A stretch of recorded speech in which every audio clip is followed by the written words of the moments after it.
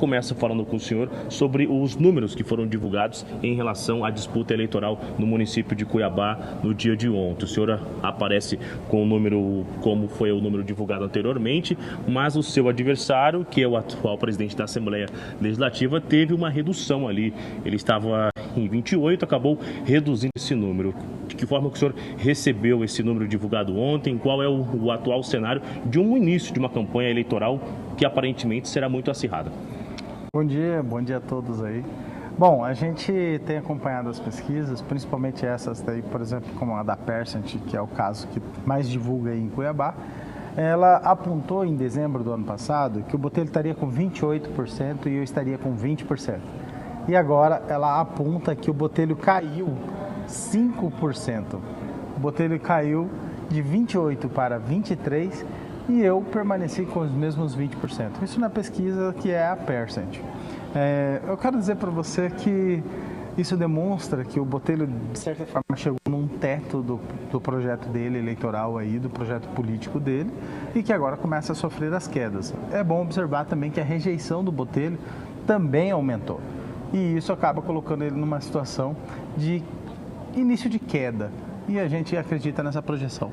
Agora, esse resultado também é um pouco antecipado, é cedo, na verdade, mas a gente já falava ontem, você até é repetitivo, sobre a imagem de Botelho ao atual prefeito de Cuiabá, Emanuel Pinheiro, que alguns acreditam ser a mesma coisa. Tem uma semelhança ali e o que acaba apontando essa rejeição. Da mesma forma, o senhor também, de acordo com os jornais de Cuiabá, tem uma rejeição, até mesmo pelo comportamento, como eles apontam, aqui dentro do Congresso Nacional. Na comissão da CPMI, o senhor foi chamado a atenção diversas vezes ali sobre o look do senhor chamaram de look de aeroporto, né? Só usa essa camiseta cinza. 8 horas da manhã, você está com a camiseta cinza, não botou terno ainda, que é como a gente costuma ver dentro do Congresso. Então isso aponta essa rejeição. É difícil reverter essa rejeição, tanto do seu adversário quanto do senhor também?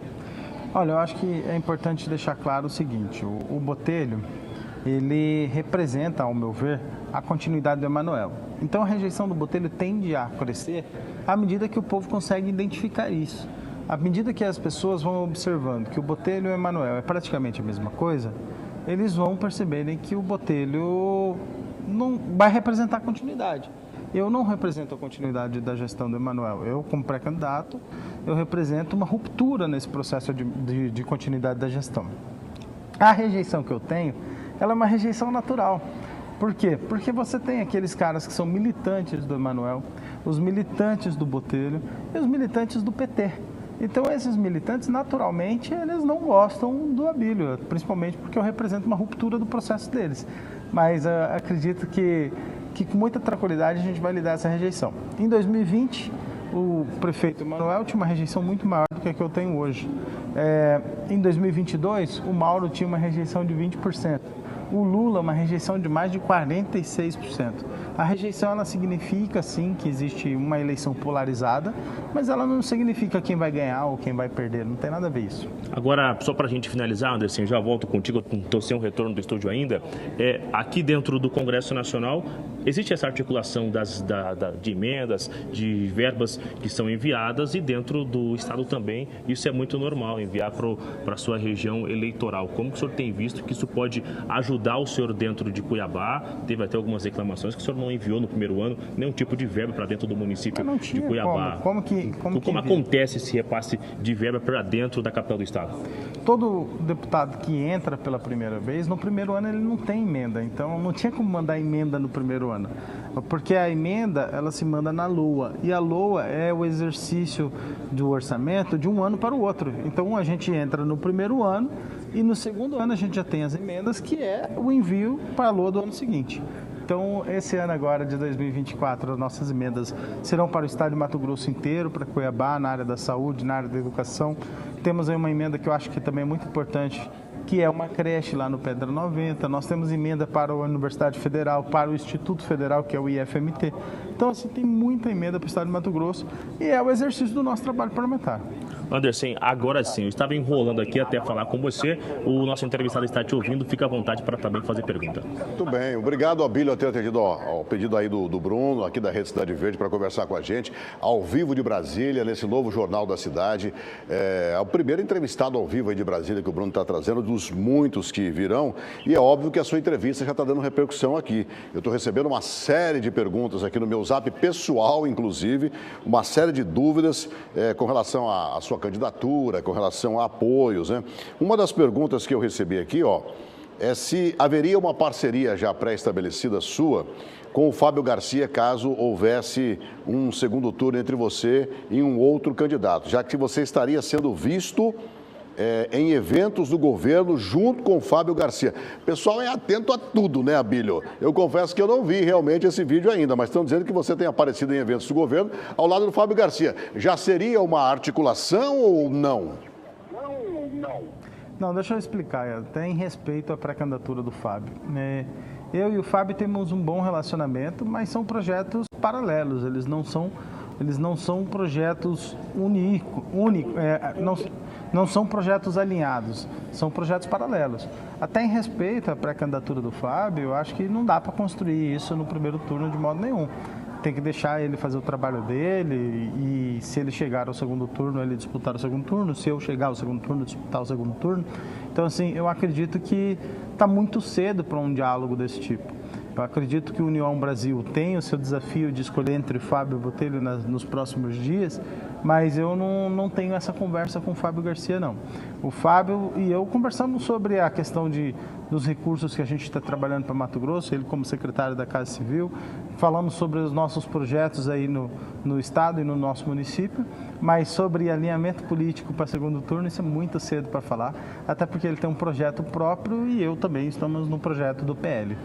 Ô Bruno, o pessoal está me mandando, eu estou recebendo um monte de perguntas aqui, óbvio que não dá para fazer todas, mas outra que eu separei aqui é, Chico 2000 antes te criticava, agora está dizendo que te apoia. Como é que você vê essa mudança de posicionamento dele? Então, eu acredito o seguinte, o Chico 2000 ele tem 20 anos de PL, então naturalmente ele está no direito dele de permanecer no partido, está no direito dele de ser candidato, até porque ele tem muito tempo de partido e é o presidente da Câmara. O posicionamento que ele tem adotado, e é um posicionamento que eu também tenho buscado adotar, é um posicionamento conciliador partidário. A gente não tem que ficar criando conflito dentro do partido, principalmente no projeto que o partido tem para o município. E ele deu um sinal para nós, assim, que eu me surpreendi com o sinal que o Chico passou para a gente. O meu processo de cassação da Câmara, ele estava para ser julgado e foi julgado em todas as instâncias no estado de Mato Grosso. Faltava subir o processo para o Supremo Tribunal Federal. E aí, nesse caso, o Chico 2000, via Câmara, ele entendeu, junto com os procuradores, que não era mais necessário dar continuidade nesse processo de cassação da Câmara e deu encerramento nesse processo. Isso foi um ponto muito positivo para nós, de muita surpresa. Eu acredito que isso demonstra que o que se passou, de certa forma, já não é mais motivo de conflito e a gente está num projeto de voltar a cuidar da nossa cidade. Muito bem, Bruno. Mais alguma coisa sua aí com o Abílio? Não é isso, acho que deu para a gente entender muito bem, deu para acompanhar essa articulação, acho que sobre o segundo turno é um ponto muito interessante de unir essa força, mas só para encerrar, falando do primeiro turno, o senhor vai contar com o apoio de Bolsonaro em loco dentro de Cuiabá, indo lá para fazer um pedido de voto, para chancelar essa campanha do senhor, a candidatura? Nós contamos sim, contamos com o apoio do presidente Bolsonaro, contamos com o apoio das pessoas de direita, contamos com o apoio das pessoas que querem o bem para Cuiabá, muitas das pessoas até mesmo de centro, mas que querem um projeto de resgate da nossa cidade. Esse projeto está alinhado com o projeto do PL. Ela não é um projeto só do Abílio ou de alguma coisa assim, é um projeto que pensa em tirar Cuiabá da situação que está. E esse projeto ele está recebendo uma diversidade de apoios e a gente vai contar com o apoio, sim, do presidente Bolsonaro. Bom, esse resgate que o senhor comenta tem muita coisa, entra infraestrutura, entra a rede de água, entra iluminação, a saúde, entra uma série de itens. O senhor que é urbanista também, sim, arquiteto, o senhor, quem é de Cuiabá esperar em relação a isso? Tem que revogar essa taxa do lixo do jeito que está. Não precisa fazer isso, não precisa castigar o cidadão por causa da má gestão. A má gestão está gerando dívida, mas não significa que você tem que aumentar imposto em cima do cidadão. Temos que tomar cuidado com essas medidas que foram tomadas pela Prefeitura. Além disso, nós não podemos só ficar olhando para trás. Tem que começar a olhar para frente. O que essa cidade precisa, o que a gente precisa desenvolver para Cuiabá, quais são as áreas urbanas que precisam desenvolver, como que está a questão da arborização, do microclima, como que está a situação da saúde, para não ficar só com essa perseguição e tudo mais, mas sim uma projeção de uma saúde melhor, o que vem de tecnologia para a saúde, no atendimento da ponta. Então, tem uma série de ações que nós temos que discutir. Infelizmente, acaba ficando mais nesse barulho eleitoral sobre o candidato A, o candidato B, o candidato C, etc. Mas a gente vai chegar um momento de poder exemplificar para a população todas as nossas propostas e todos os projetos que a gente tem para o Cuiabá. A gente vai ter oportunidade de conversar assim, junto com o Anderson, com o Igor Tax, com o Onofre, com os nossos comentaristas aqui, uma intensa cobertura da Rede Cidade Verde sobre as eleições de 2024. Muito obrigado, senhor, e estamos à disposição aqui. Obrigado, Anderson. Parabéns aí pelo programa, parabéns por estar no período da manhã alegrando o dia da população aí. Bom, Anderson, até mais. É com você. Obrigado aí, Bruno, pelas informações ao vivo de Brasília. Peraí, deixa eu só aproveitar, eu sei que o Abílio tem outro, é que me veio uma pergunta aqui. O governo federal, deputado, disse que não vai liberar dinheiro para se fazer o BRT aqui em Cuiabá. O prefeito Emanuel Pinheiro continua afirmando que a liberação desse dinheiro, que vai fazer a obra do VLT aqui em Cuiabá.